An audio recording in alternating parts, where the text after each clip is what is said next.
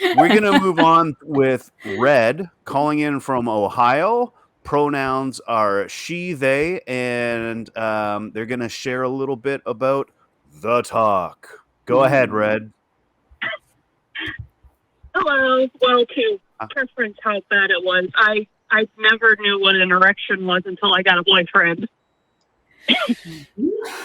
Yeah, yep, that tracks. Was it a surprise? I ended up having Google was my teacher there, because when my boyfriend started talking about that stuff, I was like, what is he talking about? But yeah, my parents, they were very, very Christian fundamentalists, so you can kind of gather how they were with that. My sex education, they never actually physically talked to me face to face about it.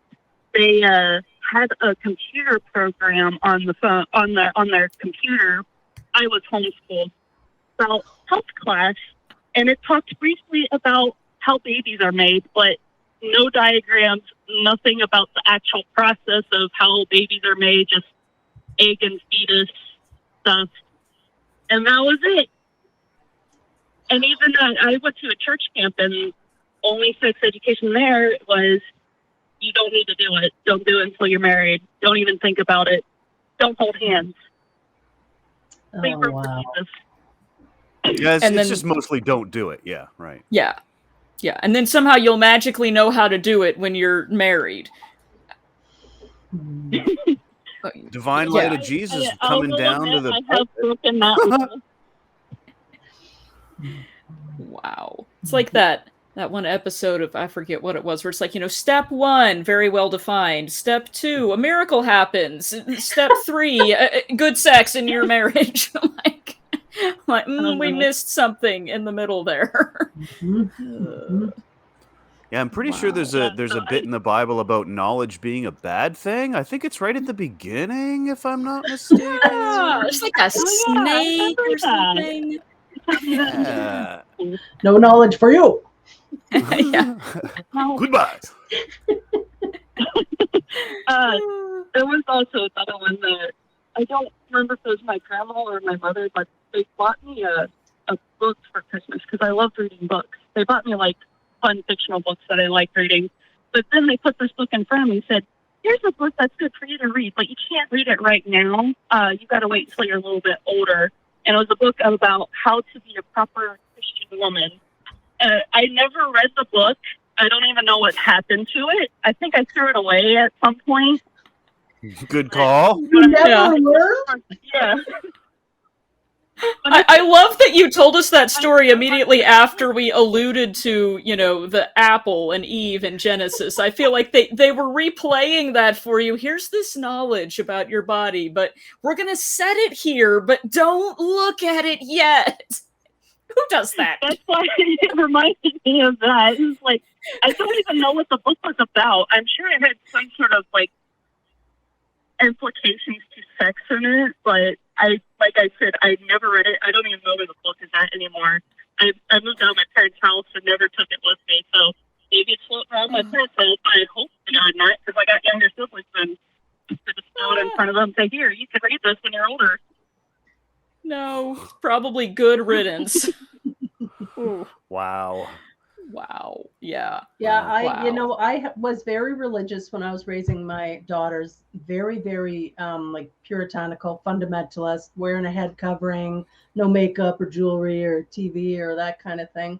And so, of course, what I taught my kids when they were little about, sex and just don't do it and don't ever do it until you're married. And then when they were teenagers, I divorced religion. I lost my faith entirely. I divorced my husband. I went from one extreme to the other. All of a sudden, mom's getting tattoos and smoking weed. And what exactly is going on?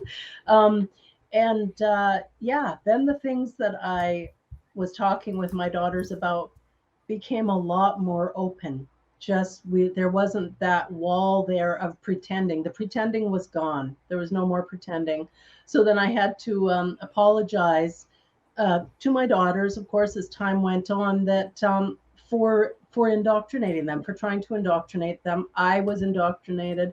Apologies for violating privacy by reading diaries or that sort of thing. Like I tried to be really specific with my apologies and let my daughters know they could come to me about anything. I would not judge them.